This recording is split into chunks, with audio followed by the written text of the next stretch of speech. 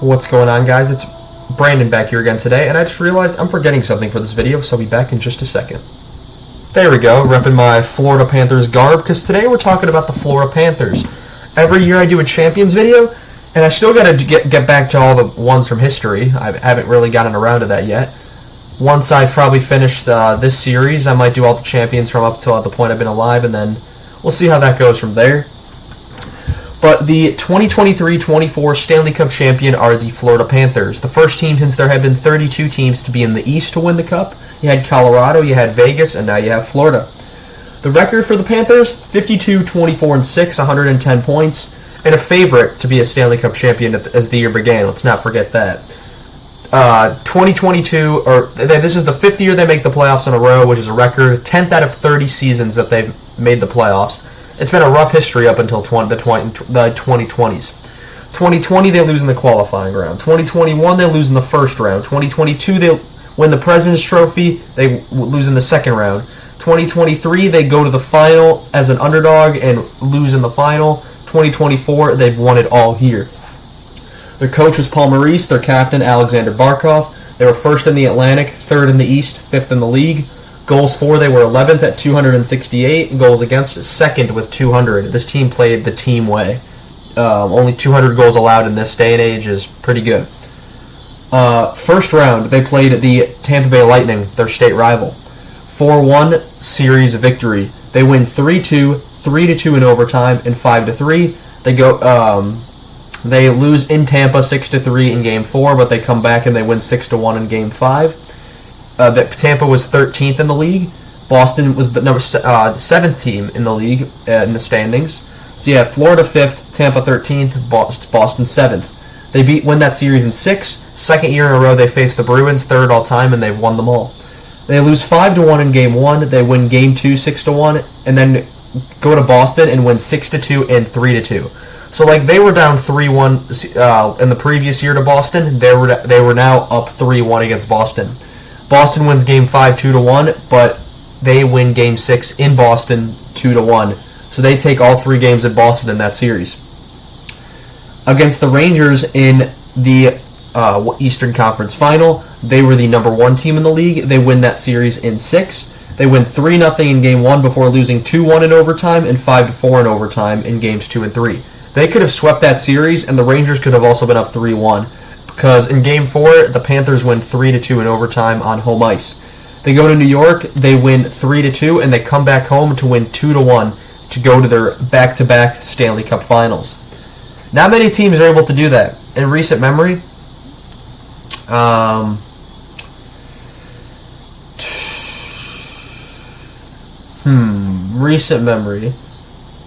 think Pittsburgh would be the most recent, if I can remember correctly. Pittsburgh lost in 08, and then they returned to the final in 09 and won it all. But there used to be a bigger thing back in the day. But for the Panthers, they make it back to the Cup final, which is even harder than getting there the first time, where they face off against the best player in the world. Number 9 ranked Edmonton with the weapons of Connor McDavid and Leon Draisaitl alike. They win that series in 7, 4-3, and it was a wild ride to get to that. They win 3-0 and 4-1 at home before winning 4-3 in Edmonton to take a 3-0 series lead. They lose 8-1 in Game 4, 5-3 in Game 5, 5-1 in Game 6 in Edmonton, but come back home and they seal the deal in Game 7 with a 2-1 victory. If they blew this would have been one of the greatest collapses in history, and McDavid would be preached forever. But because of this comeback, the Florida Panthers do not have a winner of a Conn Smythe. That ends up going to Connor McDavid. But to look at a recap of this team, these were everyone on this side's everyone 17 points and over. Everyone in the playoffs is everyone 4 points or over. Essentially the main cast. None of the role play, none of the depth forwards that are in and out of the lineup. These are your main guys. Sam Reinhart leads the way in the regular season, 82 games played, 57 goals, 37 assists, 94 points. Matthew Tkachuk, 80 games played, 26 goals, 62 assists, and 88 points. Barkov, 73 games played, 23 goals, 57 assists, 80 points. Verhaeghe, 76 games played, 34 goals, 38 assists, 72 points. Then the drop-off happens. Sam Bennett, 69 games played, 20 goals, 21 assists, 41 points. Evan Rodriguez, 80 games played, 12 goals, 27 assists, 39 points. Gustav Forsling, 79 games played, 10 goals, 29 assists, 39 points as well. And Anton Lundell, 78 games played, 13 goals, 22 assists, 35 points. Brandon Montour, 66 games played, 8 goals, 25 assists, 33 points. Ekman Larsson, 80 games played, came in on a 1-year prove-it deal after being bought out by Vancouver. 9 goals, 23 assists, 32 points. Revived his career. Luosterainen, 82 games, 12 goals, 15 assists, 27 points. Dmitry Kulikov in his second run with the Panthers, 76 games played, 1 goal, 19 assists, 20 points. Aaron Ekblad, 51 games, 4 goals, 14 assists, 18 points. That's your first overall pick in this group. And Niko Mikkola, 82 games played, 3 goals, 14 assists, 17 points. Bobrovsky was 58 games, 36, 17, and 4 with a .915 save percentage and a 2.37 goals against average. Stolarz, 27 games played as the backup, 16, 7, and 2, .925 save percentage and a 2.03 goals against average. In the playoffs, it's Barkov that leads the way. 24 games played, 8 goals, 14 assists, 22 points, along with Matthew Tkachuk. 24 games played, 6 goals, 16 assists, 22 points. For Hagee, 24 games played as well, 11 goals, 10 assists, 21 points. He leads the playoffs in goals for the Panthers.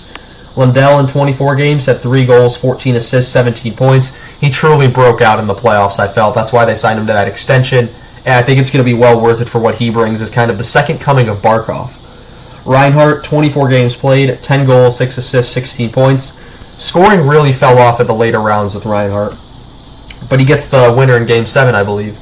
Rodriguez, 24 games played, 7 goals, 8 assists, 15 points. Swiss Army knife, you heard him. Sam Bennett, 19 games played, 7 goals, 7 assists, 14 points. Playoff Sam Bennett is a beast, and although he was injured for a bit, he still put up 14 points. Forsling, 24 games played, 4 goals, 9 assists, 13 points. Brandon Montour, 24 games played, 3 goals, 8 assists, 11 points. Tarasenko, who was acquired at the deadline, had 19 games in the regular season and 14 points in those 19 games with the Panthers. 24 games played, 5 goals, 4 assists, 9 points. Luosterainen in 24 games had 2 goals, 6 assists, 8 points. Ekman Larsson in 24 games had 2 goals, 4 assists, 6 points. Ekblad in 24 games, 1 goal, 5 assists, 6 points. And Mikkola in 24 games, 2 goals, 2 assists, 4 points. For Bobrovsky in 24 games, 16 and 8 with a .906 save percentage and a 2.32 goals against average. What a team. You have a solid top 6 here with Barkov, Tkachuk, Verhaeghe, Lundell, Reinhart, Rodriguez, Bennett, Tarasenko was there. But overall, fantastic up front. That's how you build a top 6 in a forward core. You can even get a guy into the third line there. That's fantastic. Lundell was playing those middle 6 minutes, mostly third line center, and he was fantastic for it. He's going to move up in the lineup now, I believe. Although they still have Barkov, Tkachuk, Verhaeghe, Reinhart still there, Rodriguez, yep, Bennett. He could still end up being on the third line, to say the least. So that's your main core of your championship. In terms of guys who have moved on, I didn't talk about this with the Colorado or the Vegas video because I did those kind of right after the final. But now that we're after free agency, guys that have left the team, Montour goes to Seattle. Florida had to choose between Reinhart and him, and they end up choosing Reinhart, so Montour signs a big deal in Seattle. Ekman Larsson ends up in Toronto after he revived his career. Stolarz ends up in Toronto as well. He's solidified that he can play a little more than a backup role after his fantastic numbers. And he's going to split the net as a 1A, 1B, I believe, with Joseph Woll in Toronto. And then Tarasenko only came in as a rental, but gets his second Stanley Cup ring. And I believe he and, I could find him on the board. Is he on the board? I don't think... Verhaeghe. Verhaeghe and him are the only two guys with multiple Stanley Cups on this roster now. And of course, Bobrovsky, he's on that $10 million contract. Looked like an albatross before. Looks fantastic now. Other pieces of this team that are gone. Lomberg as a fourth liner is gone. He's gone to Calgary. And Kyle Okposo, I want to mention, veteran guy, also came in at the deadline.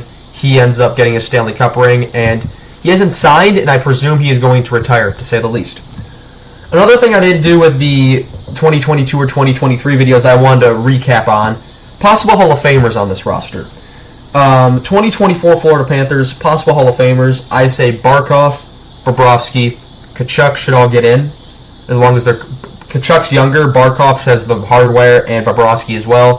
Tkachuk, he just needs to have a couple more solid seasons like he's had. He's had multiple 100-point seasons with multiple teams. Stanley Cup ring, playoff performer. What else do you need in a playoff resume, or just resume overall? If he continues his career trajectory, he's going to be the Hall of Fame. And I said maybe Sam Reinhart if he continues his trajectory upward after he left Buffalo. He's been fantastic since he's left Buffalo. 2023 Vegas, Hall of Famers, I put Jonathan Quick. Maybe Phil Kessel, Jack Eichel if he continues to be prominent and put up those point totals. And if he can even win a bit of hardware, that would go a long way. Mark Stone as well. He was not in the conversation, I'd say, 5 years ago. Since then, he's definitely brought himself into the conversation. 2022 Colorado, I'd say McKinnon. I'd say Makar. And I put maybe as a Rantanen. If Rantanen keeps having fantastic seasons, then he should get in as well. But those are the main guys from those teams that I think have a chance or will get into the Hall of Fame. Because I've already done the 2022 and 2023 videos, I wanted to recap upon those. Because those were done poorly now that I look back on it. But it's alright, we recap them here. Will I ever redo them? If I'm continuing this channel in 20 years and I'm looking back at Stanley Cup champions, maybe. But we'll see. That's going to be all I have for you guys. And this one, of course, this will go in the Champions playlist. I'll do a finals video for the Oilers as well. But I want to thank you all so much for watching this video. Congrats to the 2023-24 Florida Panthers, and I shall see you all in the next one. Have a good one.